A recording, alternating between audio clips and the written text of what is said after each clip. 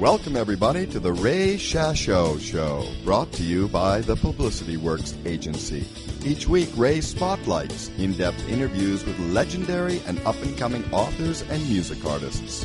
Ray also features the movers and the shakers of the music and publishing industries and suggests important methods for getting the most out of your public relations and marketing needs. Please welcome music journalist, author, and entrepreneur, Ray Shasho. Hello, everyone. I'm Ray Shasho, and welcome to the show where we spotlight legendary and up-and-coming music artists and authors, brought to you by the Publicity Works Agency. Call us today at 941-877-1552 or visit www.publicityworksagency.com. Remember, we shine only when we make you shine. Our very special guest today is Ewan Currie, the lead singer and guitarist for Canadian rock band sensations, the Sheepdogs. Trends come and go, styles fall in and out of fashion, but the Sheepdogs remain steadfast in their commitment to rock and roll excellence. Since their inception, the band has always sought to play the kind of music they themselves love, pure, simple, good-time music. As singer-guitarist Ewan Currie puts it, it's no surprise then the band's latest album, Future Nostalgia, is firmly rooted in the rock tradition that listeners have come to expect from the boys. The idea was simple: find a nice, quiet, secluded place and make a record packed with all the hot guitar licks and sing-along choruses they could muster. So the band holed up in a rented house in the remote, idyllic setting of Stony Lake, Ontario, and set about creating a studio where they could work all hours of the day.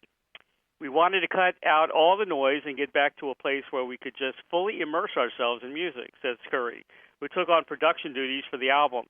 We worked hard, but we also made sure to keep it loose and have ourselves a good time.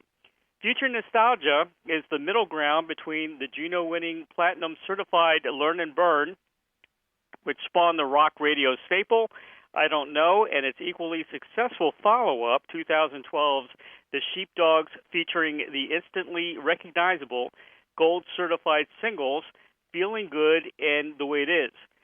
The former was recorded by Currie and the band in their hometown in Saskatoon before they were propelled to fame as the first unsigned band to grace the cover of Rolling Stone, pressure-free and at their own pace. Its follow-up, however, recorded in Nashville with producer and Black Keys drummer Patrick Carney, was a much more formal and rigid studio experience. This time, the band aimed to combine the successes and lessons learned from these opposite ends of the recording spectrum. Future Nostalgia builds upon the Sheepdogs' foundation of feel-good vocal harmonizing and nasty guitar jamming. Now the Sheepdogs are eager to embark on the next leg of their journey, which will involve many miles logged and stages played. I'm excited for people to hear the album because it's a labor of love, Currie says proudly. Now it's just about getting it out there and getting people into it. From their cramped Saskatchewan jam space to gold and platinum records and shows with rock icons, the Sheepdogs haven't strayed from their goal of sharing pure, passionate rock and roll with anyone who will listen, and Future Nostalgia is packed with it. Formed in Saskatoon in 2006, the Sheepdogs have received widespread acclaim for their bold and beautiful take on classic guitar rock, evinced on 3 self-funded, independently released albums. The band's hard work, determination, and impressive chops have earned them a fervent fan following, leading to the accumulation of various achievements and awards, including 4 JUNO awards, 7 JUNO nominations, gold certification for the Sheepdogs, and platinum certification for Learn and Burn. The band's 2012 self-titled LP debuted at number 1 on the Top's 200 SoundScan chart and garnered 3 number 1 singles at rock radio, including gold certified tracks, Feeling Good, and The Way It Is. As impassioned on stage as they are on record, the Sheepdogs have spent much of their musical lifetime on the road playing innumerable headline shows and festival appearances worldwide. It's my great pleasure to welcome to the show today lead singer, guitarist, and songwriter for the Sheepdogs, Ewan Currie. Hello, Ewan. Howdy, how you doing? Very good, thank you. Thank you for being on the show today. Where are you calling from today? I am currently in Toronto, Ontario, Canada. Ah, you're in Toronto. So what's going on in Toronto? Do you have? I know you have some dates coming up in Canada, and then you're off to the UK, Belgium, the Netherlands, and Germany, right? That's right. We're doing. We're touring a lot. We're in the middle of a 35-show Canadian tour, and I have a day off today in Toronto, and I'm doing some little press things, and then heading out to the East Coast of Canada, and then across the pond to Europe and the UK. Yeah, Toronto's a great musical town. I mean, going way back, it was Toronto that would bring in the black artists from the U.S. They couldn't find too many gigs to play, and I guess in the United States back in the early '60s, late '50s, early '60s, and they would all perform in Toronto. So it's a great hub. It's always been a great and historic hub for music. Just a great place for music. Yeah, it is, and it still is. And I think there's a big connection with Jamaica in the '70s as well. A lot of the immigrants and sort of the reggae music, and I mean, if you look at like the modern side of things, your Biebers and all that kind of, and Drake and everything, they're all from here too, basically. Now, originally you're from Australia, is that right? Yeah, I was born in Australia and lived there until I was about 10 years old. What are your fond memories of Australia? I remember like cricket. I was really into sports, cricket and Aussie rules football, which is Aussie rules football is a fantastic game. I wish it was elsewhere other than just Australia, but a lot of sports and stuff, and I guess probably a lot of my sort of formative musical, well, not a lot of them, but just the beginnings of sort of my formative musical, just hearing songs and things like that, I guess. You played? Didn't you play football also in high school? Is that true? Yeah, I played in Saskatoon in Canada. Yeah. Was that American football, or did you play? Was it rugby, or what did you play? Or soccer, or? It's Canadian rules. So Canadian rules football. Okay. Well, we just call it football, but it's just like the CFL rules, like Canadian football. CFL, right. Yeah, so you get like 12 men aside as opposed to 11. Oh, wow. 3 down as opposed to 4. Who's the 12th man? What does the 12th man do? What position? I think it means usually it's an extra receiver and an extra defensive back. Okay, gotcha. Yeah, Yeah, CFL Day. I mean, they're really popular. I mean, we got a lot of pros from the CFL that came over to the NFL, as a matter of fact. Yeah, man. Yeah. Joe Theismann, Doug Flutie, Cam Wake, Warren Moon, I think. Yeah. Warren Moon, yeah. Yep. Yeah, it's some pretty good football, man. There's obviously no league can do what the NFL does, but a lot of guys end up coming out of the CFL to the NFL, and they play in my home province of Saskatchewan, so it's football's a big part of a lot of Canadians' lives, but it's definitely not on the scale of hockey, I guess. You had no ambitions after high school to become a pro, go pro with your football skills? I don't think I was good enough. You don't think so? The best players in the CIS, which is the league that I played in university.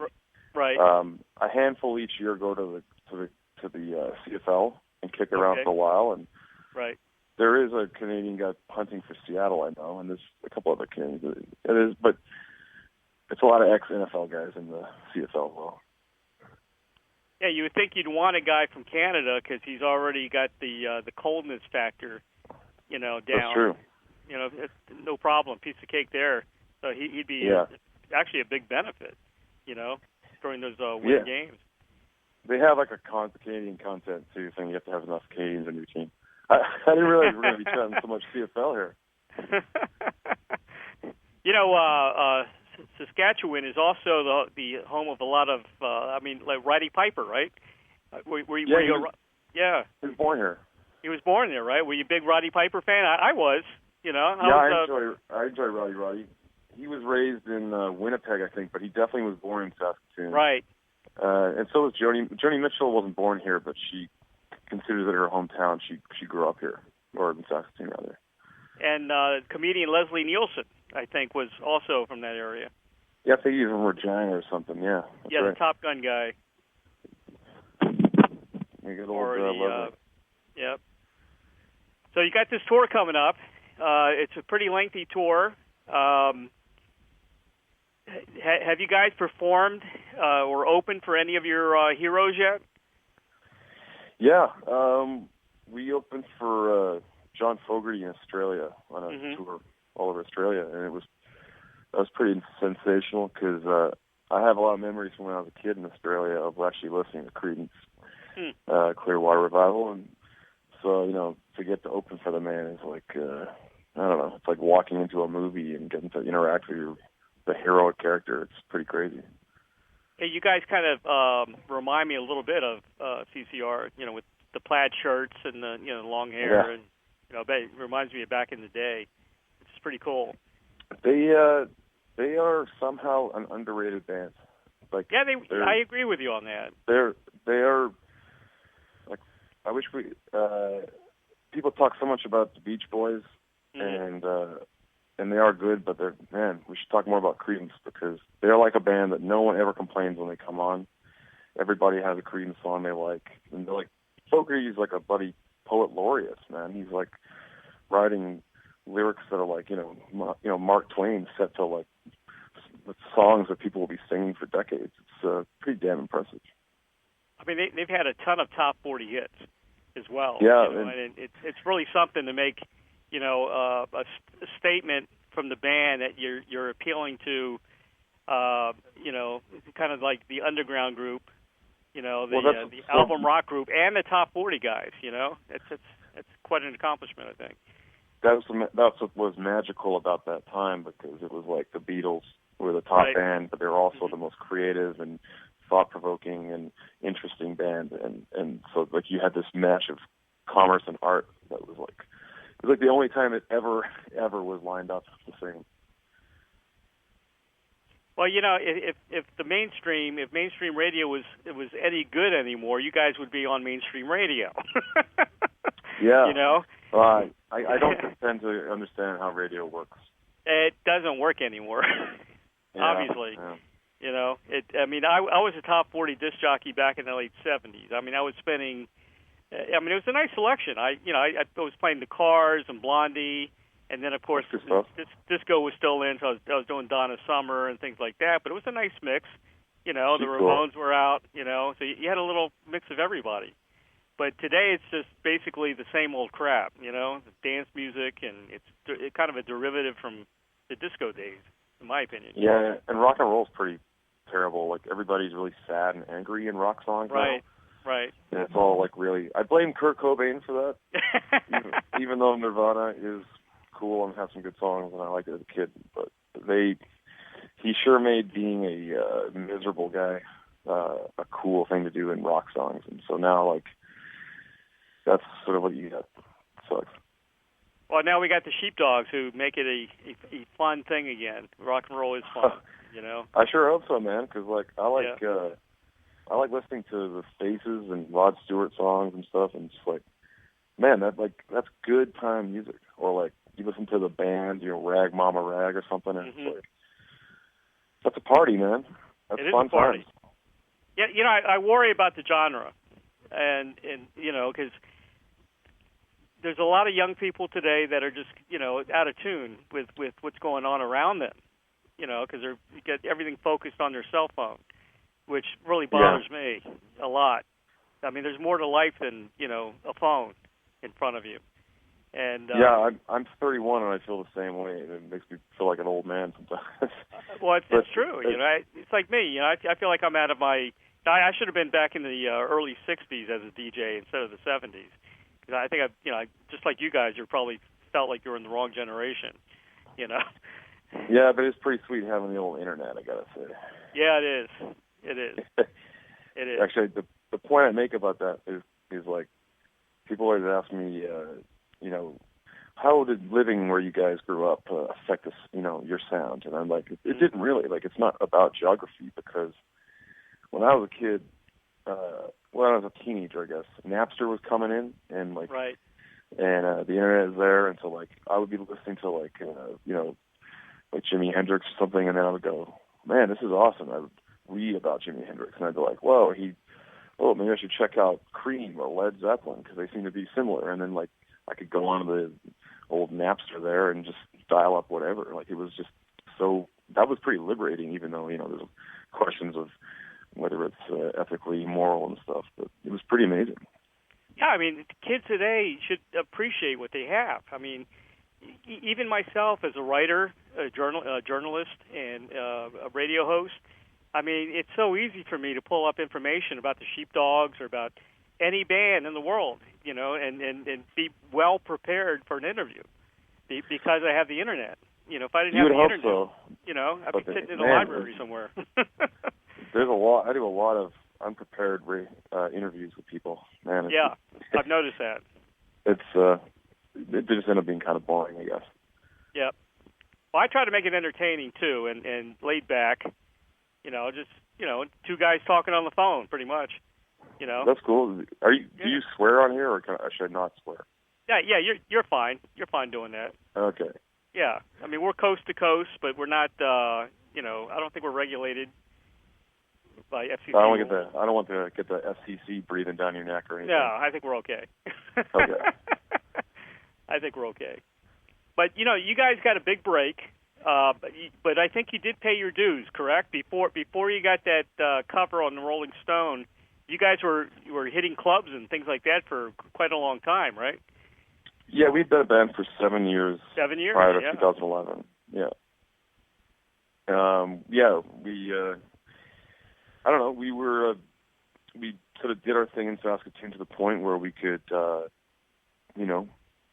come close to selling out a hometown show, and so we started getting on the road and trying to book gigs and driving around in a van and losing money and meeting all the weird and wonderful people that inhabit a bar in Edmonton on 1:30 a.m. on a Monday night. Like weird. We did a lot of pretty terrible gigs. Well, you got to go through those times. I think everybody does. It's just a learning experience. You get streetwise and all that good stuff, I guess. But no, it's true. Especially when you got a bunch of 20-year-old dudes in a van trying to, keep accounting of like how much money you're spending on gas and trying to make $10 work into 3 meals for one day. It's all good stuff. I just interviewed Marky Ramone before you. Right. And Marky, of course, was the drummer for the Ramones, and they stayed in a van. They toured in a van all the time. They never got a bus. They kept it very, very simple, And I guess they had the camaraderie that way because they were so close to each other. I mean, or brothers. That just sounds crazy to me. Yeah, I know. If you can afford a bus, get a bus. I know. That's what they wanted to do. They were in a van, even when they got real popular. Wow, cool. Yeah. Now, what I understand, there was an agent that you guys met or something that actually submitted a demo tape to Rolling Stone for the Choose the Cover competition. Is that true? Yeah, sort of. It was our manager now, but he wasn't then. We gave him a record. He, just sort of soliciting. He's a successful manager and record label runner or operator here in Canada. Right. And he was kind of, he got hit up by a guy from like Atlantic Records who were working with Rolling Stone to put on this competition for unsigned bands. So they were looking for unsigned bands, but they didn't want to have an open submission. So what they did is put out sort of an industry-wide sort of like, hey, who are some unsigned bands that you think might be interesting for this competition, I guess. Which is kind of weird because, like, you'd think if someone thought an unsigned band was cool, they wouldn't be, like, telling everybody to try to, like, find them for themselves. But I just thought of that now.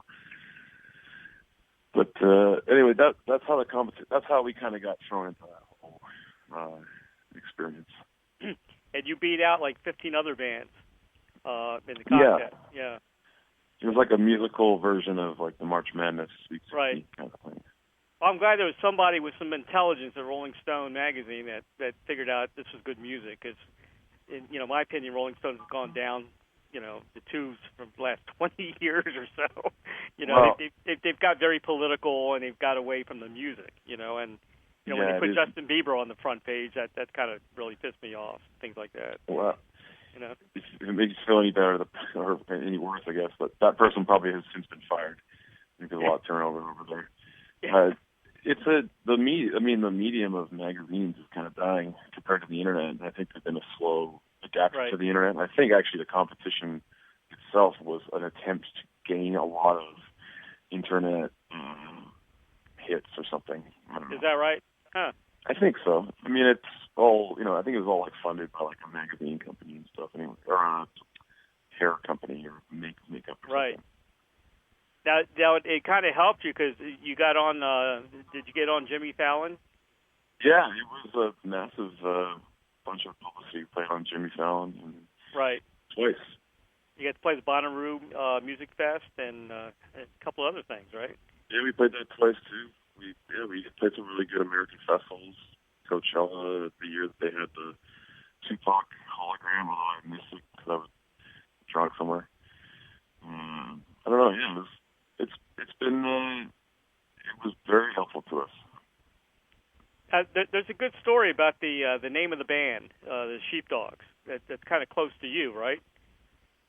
To be honest, I told so many lies about how we got our name that people ask me which one it is. I don't actually know. So there isn't a good story about the Sheepdog name. No, that's why I always lie. They're all lies. If I have one piece of information for people starting a band, make sure that your band name has a really cool story. Right. Because it's like the number one question we get asked all the time, and we don't have a good story. So you don't have a good story. So we just start lying about it. Like, I think that's a Beatles thing. Like, I think John Lennon said that he had a dream that Jesus came to him riding a pie or something. So just call your band Beatles with an A or something stupid. Right. That's funny. Yeah, you need some kind of urban legend or something like that, Well, I think like lying in interviews, especially print interviews, is very good because I think that Bob Dylan is basically a boring guy, but he figured out that if he just like has a bunch of mystique around him, he also becomes really interesting. Now, do you guys have a like an aggressive manager running the band right now?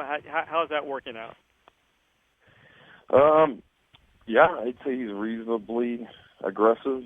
Yeah. I don't know. It just seems you guys are getting, for a rock and roll band, I don't call you Southern rock because you go off in different tangents. I hear a little bit of everything. I hear some Zeppelin, in the melody. I hear a lot of different things. So I'm not going to classify you as a Southern rock band. To me, you sound very much like late 60s, early 70s rock band, during that time. But you've gotten far for being a rock band, which is very tough to do nowadays. So somebody's doing something right. I know you got on the Rolling Stone magazine, but you got to do more than that. You can't just rely on that. So what is your success? How do you measure your success to this point? What's driving it, I guess?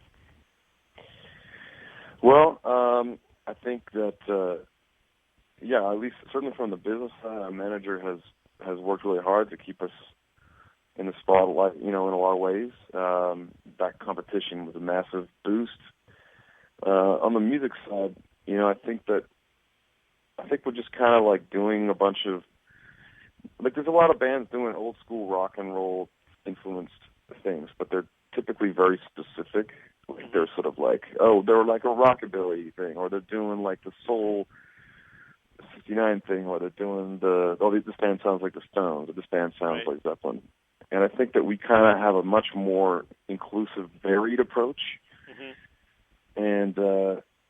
And then it just kind of hits people in the right way. I think it's just like, the genre of rock and roll is not anywhere near the sort of mainstream popularity it once held, but it didn't go away. There's still a lot of people who want to hear guitar riffs and, harmonized vocals, and like I think about like Tom Petty is like was sort of like a '60s rocker, but like in the '80s, you know, and right. people still enjoyed his sweet choruses and his nice guitar work and good grooves. Like it's just solid rock and roll. It's like maybe it won't always be totally in style, but it's always going to be. People are going to want some. You know, there's going to be a market for it or whatever. I guess is what I'm trying to say. Yeah, that was a very good comparison, by the way, because I always from Petty, I always hear a little bit of Dylan and a little bit of Roger McGuinn from the Byrds from Petty. Yeah. So he's one of those guys you can hear, you know, the early influence, but he's still popular. He said something like, yeah. He said something like he wanted to be the Byrds mixed with the Rolling Stones. I think that was his like crossroad he drew. Yeah. Yeah. So you guys are doing this basically pretty much the same thing, you know, and we need that. We really do, because that's real music. You know, it's good music. Well, I think that, I don't know, like everybody steals. Mm-hmm. We just try to steal from a million people so it's not obvious. Right. Well, the Future Nostalgia album, which is your latest release, is an excellent album. I'd give it 5 stars. Thank you. There's a lot of music on there, but they're not like, you know, they're not dragged on. They're short, kind of short and sweet. And you recorded the album out. You got away from the big time studios and you recorded this out in the woods somewhere because you were sick of the studio environment. And I guess it made a big difference in the sound you were aiming for. Yeah, I think we just trying to like relax. It's there's a lot of like stressful elements to the rock and roll life, like, you know, just the constant travel and not having like a home base that you can relax in. Like we just wanted to go someplace that was going to be really like chill, not a lot of people dropping by. You know, if someone was having a wicked party, too bad we can't go because we're out of town. You know, that kind of thing. Like it was just, it was just kind of like, and also like having to make so many damn business decisions is a real pain in the ass. Like for being in a band, and it kind of just we wanted to do something where it was just like we're here to relax, have fun, and make music, and that's it. Right. Well, whatever you do, though, don't you know, forget about the business side of it, because there's a lot of great bands that got screwed. Well, trust me, I watched that Badfinger documentary. I'm terrified of that didn't work out very well for those guys. No, I just meant for the period of time, like the 3 weeks that we were working on that record, we could just kind of like forget about that side of things. Yeah, that's true. Okay, now the title. Tell me if this is a lie. The title was influenced by Mr. Show with Bob and David on HBO. That is true. Yeah. Okay, we got one. Yeah. That was a good comedy show. I watched that. I love that. It's my favorite. Yeah, it was very, very good. Yeah. The one guy, I think it was David, that was on Men in Black, right? Yeah, and like, you know, a million things. Bob Odenkirk was like the Larry Sanders Show. Right. And Breaking Bad, of course, most famously recently. Yep, that's a good show. You can go on YouTube nowadays and practically see all their shows, which is kind of cool. Totally, and it's super funny, man. It's just it's sketch comedy without any crappy like Saturday Night. It's like Saturday Night Live would be great if they just made one episode a year. Right. And because there's just so much filler every week, because it's just like impossible to crank out that many good sketches. But Mr. Show is really top-notch quality, and it's just really like unique and great mix of like really smart comedy and really silly, stupid comedy. Are those guys Canadian? No, they're American. They're not. We got a lot of good comedians coming out of here, but not those two. I mean, you know, Second City TV, you know, a lot of the guys from Saturday Night Live in the beginning. Yeah, totally. Aykroyd, yeah. Kid in the Hall. Yep. A lot of Trailer Park Boys. Do you guys like that? Trailer Park Boys? Yeah. Oh, yeah. Yeah, I like those guys a lot. Yeah, I got to interview a lot of great, legendary rock stars from Canada. You know, like Randy Bachman and nice. Burton Cummings from Guess Who, and how was Burton? Oh, he's a funny guy, man. He's very, very funny. He's quite the character. I've met Randy a bunch of times, but I've never met Burton. He kind of fascinates me. He's a cool guy. You like him a lot. He He's one of my heroes. He does impressions. he does a fantastic Gordon Lightfoot impression. If you ever see him, ask him to do the Gordon Lightfoot impression. Okay, I hope to meet him someday. He's a legend. And Frank Marino, who a lot of people don't think about too much anymore because he hasn't been a great guitar player. And I've talked to him, from time to time. Who was he with? Mahogany Rush. Right back in the 70s. Great guitar player. Played a lot of Hendrix covers. Right on, man. Yeah. Now this album's also going to be released on cassette. Is that true? Yeah, we're selling them for $5 a tape. That's awesome. How about 8-track? We did look at that, but we'd have to sell them for like $35 because it's so expensive to manufacture. Is that right? Yeah. Oh my God. I was a big fan of 8-track players. I thought they were great. Yeah, I'm sure there's some conspiracy as to why they're not anymore. I thought they were a lot easier than cassettes, actually. You just press a button, go to, 4 different tracks.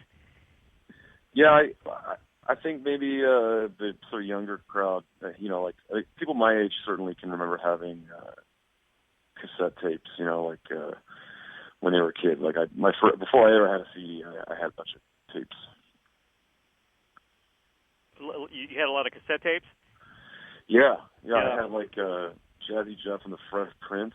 Right. Take the Room. Yep. Really classy stuff. Well, the Walkman was huge. That was, I was in retail electronics for years, and we were the first ones in D.C. to have the Walkman, the Sony Soundabout. It was called back then. I definitely logged a lot of hours with mixtapes, and actually, I think I definitely listen to a lot of older music on mixtapes. Mhm. Yeah, it's a way to listen to it. Do you have albums? Do you have actual vinyl that you listen to? Yeah, I got a pretty decent collection. I've got, I don't know, maybe about 900 records. Oh, great. Awesome. So what kind of system do you have? What kind of turntable do you have? It's nothing super fancy. It's a Rega turntable. Right. Which is like a British company. Right. I bought it in my hometown of Saskatoon. But I don't know, man. It sounds pretty good to me, and I've just picked up a lot of old school records from my travels, and I'm pretty proud of the old collection. Yeah. The only thing I worry about is trying to find a needle for the finding needles are going to be kind of hard nowadays. I guess you can get them. Pretty easy up here. Are they really? Huh. Yeah, especially in a city like Toronto. I mean, there's tons of hipster cats, running turntables and coffee shops and stuff like that. So it's a pretty easy to do thing. Well, I want to kind of dissect a little bit the new album. Sure. I love it, and some of the tracks I really, really like. I'm going to be by myself. To me, there's a lot of Zeppelin riffs on there. Is that true? I hear Ramble On and Whole Lot of Love in there. Sure. I like those songs. It's a great song. Let me see. Downtown, and you also have the official video for Downtown, which is excellent jam. It made me, when I saw that, I said, we got to bring 8-tracks back for this one. That's another great melody that reminds me of Zeppelin. Jim Gordon, which was a track that kind of made me feel like a Todd Rundgren feel, some of Todd Rundgren's music. That's why I can't list you guys as Southern rock, because you can't do that. You guys are kind of eclectic in a way, I never called us Southern rock. Half the things we get called, or 90% of them, we never called ourselves. But right. Especially when you're from Canada, like the term Southern rock is kind of right. laughable. But you're right. Also, the genre of Southern rock isn't even really that good. Right. There is plenty of good songs in that genre, but there's a lot of crap too. Yep. And like for every good like Black Oak, Arkansas record or like song, or every good like what's the other one? The Ozark Mountain Daredevils song. There's like 15 bad ones. So. Right. That's true. And the best Southern rock band is like probably the Allman Brothers, and they were really a blues band. They weren't. Yeah, exactly. You can't consider the Allman Brothers a Southern rock band either. But then they would switch the other way and do something super country, like with Dickie in the band too. But they were jazzy too. They were kind of jazzy too. They had some jazz tracks. Totally. Yeah, Elizabeth Reed and stuff like that. Yeah. Yeah. So you guys are you got a little bit there for everybody, I think. And, you got to definitely have a like Daryl and Dwight. That track reminded me of David Crosby. It had kind of a David Crosby feel to it. Oh, cool, man. Yeah, I met him one time. Oh, did you? Yeah. What was that like? What was that meeting like? It was interesting. He seemed like I read his biography or his autobiography, and he seemed like he had lived that life. I think he's been through a lot, man. So I don't want to talk to Cross, man. He's awesome. Yeah, he's had a liver transplant, and he's done very well after that. Yeah, man. I mean, he's still kicking when you consider all the guys that have gone. He's got his voice is still there too. Compared to the other guys in the band, Steve. My favorite guy was always Stephen Stills, but his voice is kind of not there anymore.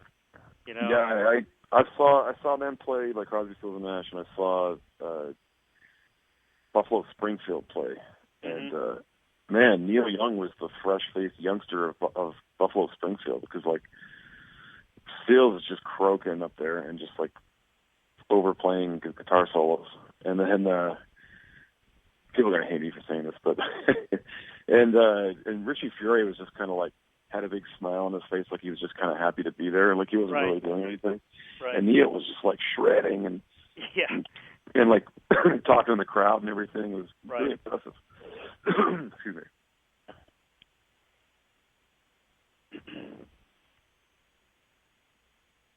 Yeah, you guys did a great cover of Ohio and Down by the River, by the way. Thank you. Yeah, especially the Down by the River cover. Yeah, we were trying. I mean, we played that cover so many times. And it never really gets any better because it's pretty loose. But I feel like, the man who led Crazy Horse would approve. Right. We keep trying to come up with a new cover to do, because it's we've done it so many times, but it's so perfect for when an encore song, because it's just like we're Canadian. It's a Canadian artist, but it's a Canadian artist that's universally loved around the world, Neil Young. Mm-hmm. And then you can just, it's a loose, raggedy jam with a big sing-along chorus. It's perfect. It's just, it's hard not to keep doing it. Well, you got a lot of great. There's a lot of great lyrics on this new album as well. Talk to me a little bit with the Bad Lieutenant, which was a really cool tune. Talk about a little bit about the lyrics of that song.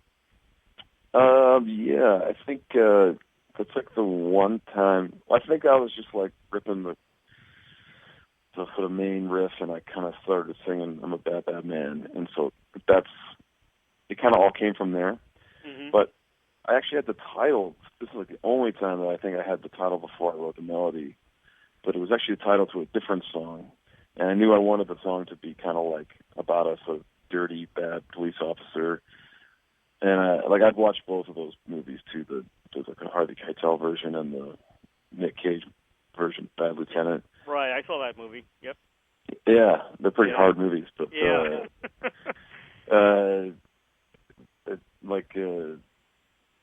don't know. Just thought it was an interesting topic. Dirty policeman. And then, probably somehow, inevitably, a little bit of the song becomes autobiographical inadvertently. Right. Good song. Really good song. Cool, man. Yeah. Have Mercy. That's on the album, right? On the new album? It's just it's a bonus on the. It's a bonus song. That's why, because I didn't see it on the track listing. But but it came up like it was from the new album. Yeah, that's one of my favorite tracks too. I dug that because it reminded me of the Allman Brothers. Thanks, man. Yeah. That's a song that I just made in my mom's basement. Really? When I had a little time off. Yeah. Wow. I just kind of slapped that together. I played some crappy saxophone on there, and I think I was hitting like jars with pens to make like percussion sounds. Really? Yeah, it's pretty lo-fi. You guys got a lot of talent.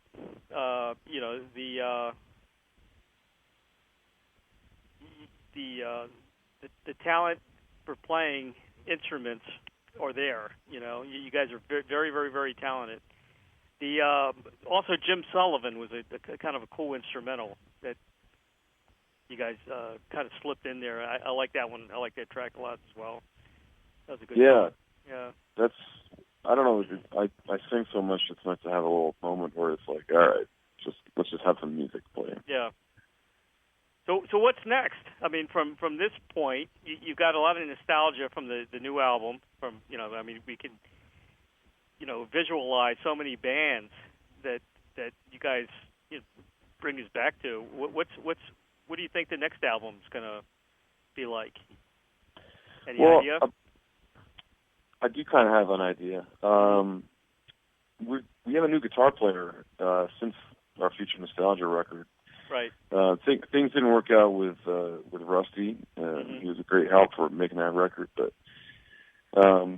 we had this new guy. His name's Jimmy Boskill, and I can't say enough good things about him. He's an incredible player, very, very talented, but very tasteful in his approach, and we kind of just lucked into him. Friend of a friend type of thing, but he loves the same kind of music we do. And, he loves rock and roll.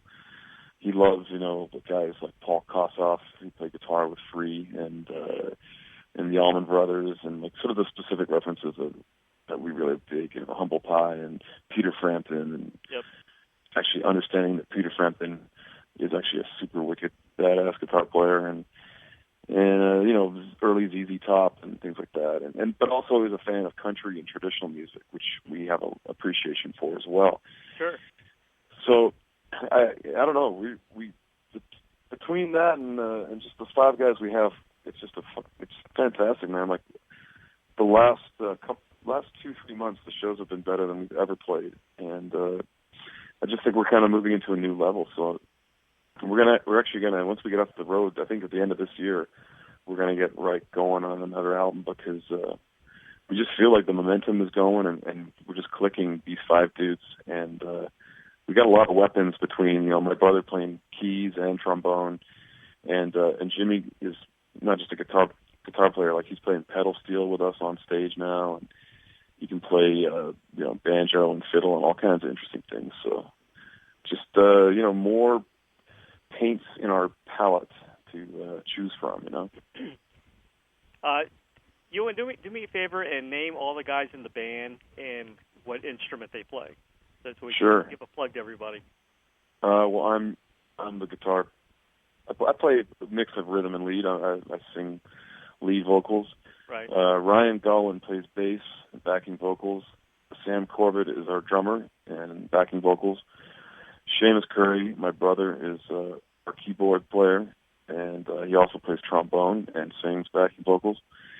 And then Jimmy Boskill is guitar, a lot of lead guitar, and backing vocals as well. All five of us sing. You guys are a great band. One video that took me for a loop was The Way It Is. Yeah. That's a crazy video, man. Yeah, it's a good one. People got to go on YouTube, and you got to punch in the Sheepdogs The Way It Is, because you're going to be very, very surprised. Everyone's playing. They're playing baseball, and that's all I'm going to tell you. And they're playing baseball with kids, and it's got a kind of a surprise, take of the game of baseball with adults and kids. So everybody go on YouTube and punch that in, because it's really it's an insane video, but with great music. I'm glad you like that. But all credit goes to the Sklar brothers, because they're the couple comedians from LA that they're the ones that came up with that. Is that right? Yeah. Funny guys, man. Great, cool. Great comedians. Here's a question I ask everyone that I've interviewed, and I get some, surprising answers. Actually, if you had a Field of Dreams wish, like the movie Field of Dreams, right? And I gave you a wish to perform or collaborate with anyone from the past or present, who would that be? And this could be somebody that's already passed on. Well, that's a very interesting question, because a lot of my favorite people that I immediately think of, like, as much as it's the talent of somebody, it's also like, would you be able to work with them? Are they good collaborators? Am I a good collaborator? Oh man, I want to go something like Paul McCartney or George Martin related. Yeah, I don't know, man. That's a tough question. I guess I'm a massive fan of like guys like Stevie Wonder and Paul McCartney and Sly from The Family Stone and Fogerty, but they were like guys that were so assured in their vision that they didn't really need collaborators, and they needed like good musicians so they could tell what to do. But that's the thing, is collaborating is such a tough thing. I was a big Sly fan as well. And it's a shame what happened to him, what drugs did to him, because he had so much more I think he could have given. And that's what's happened to music is, a lot of these guys, they're not around anymore to influence, the next generation, which is a shame. Like Hendrix. Imagine if Hendrix was still alive today, all the different things he could have done, Yeah, there definitely would have been some good Hendrix albums. There also would have been some like really bad '80s, like the bad '80s gated reverb drum sound Hendrix albums. Yeah. And then he would have had a comeback in the '90s, like with a really intimate, unplugged, basically Eric Clapton's career. Like look at Eric Clapton's career. That's like Eric Clapton was awesome in the '60s, and then he had like 2 good '70s years, and then he got lost in a druggy fog for a while, and eventually came out of it. But it's interesting to think about, like what would Kurt Cobain be so famous if he hadn't died? I don't know. Yeah, that's true too. Yeah, he was part of that 27 Club, right? Yeah. Yeah. I'm glad to get through that year, although I'm not nearly as famous as those guys. But as far as rock is concerned, the last time rock or any kind of form of rock was, pretty famous was those grunge years. It was the Nirvanas, it was the Disturbs, Queen of the Stone Age. That period. They ruined it. No, that period. Not Queens of the Stone Age are cool. I don't know, but yeah, I mean, I don't know. Maybe there is something to be said. The fact that when rock and roll stopped being fun, all of a sudden people went to pop music and like, I don't know, is rap music fun? Like, I don't really get. Look, I hear the modern rap. It sounds really. I don't know. It doesn't sound fun to me, but I guess people are having fun listening to it. So like, rock. I guess people have fun listening to this crappy mainstream rock too. I don't know anything, man. I got. I feel like musically, I just feel like I live in like my little safe place. Like I have my Burt Bacharach records and my Allman Brothers records, and listening to my my Guess Who records and stuff, and like I don't know. I just sort of hide away from the modern world. Right. But it's all about keeping good music in the mainstream, because that's. It just fell off the planet, and all the good talent and people that play great music, I mean, the artists, people that are running the music business don't give a damn about the music, pretty much. And it's a shame. They're just looking for the dollars, I guess. It's more business than music. More business than music, exactly right. Ewan, you have anything else to promote? We're going to go ahead and wrap it up now. No, just you can find our band at the usual places that bands are. Mm-hmm. I think we're coming down and doing some American shows throughout the summer in certain areas, but nothing firm yet. But that's about it. Please come down to Florida. I live in the Tampa Bay area. We have Dickie Betts lives down here. He's not too far from me, and him and I heard he's a madman. Yeah, he does a lot of charity concerts though, which is really cool, and he plays all his famous stuff with the Allman Brothers. Well, I'm a massive Dickie Betts fan. Like, he's one of my all-time favorite guitar players. I mean, that when you think about the Allman Brothers they're like sort of like the Mickey Mantle, like I don't know the Ruth Gehrig around here. Like the Yankees had Babe Ruth and Lou Gehrig. They're like those versions of those guys in that band. Like, it's just crazy how good they were. Ewan, thank you so much for being on the show today, man, and for all the great music with the Sheepdogs, and good luck on the tour. Thanks a lot, brother. All right, man. Take care. Bye-bye.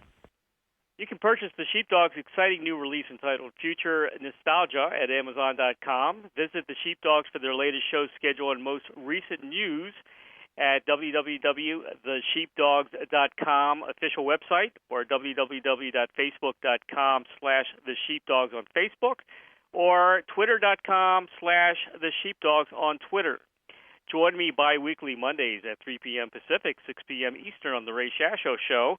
Very special thanks to Chipster PR and Consulting, Inc. for hooking us up today with Ewan Currie of the Sheepdogs, and especially Don and Doug Newsom with BBS Radio for making it all happen every show. Coming up next on the Ray Shasho Show, Ginger Gilmore, author of the blockbuster novel Memoirs of the Bright Side of the Moon. Ginger is the ex-wife of Pink Floyd's legendary guitarist, singer, and songwriter David Gilmore. If you have comments or suggestions or would like to be a guest on the Ray Shasho Show, call 941-877-1552 or email us at ray@publicityworksagency.com.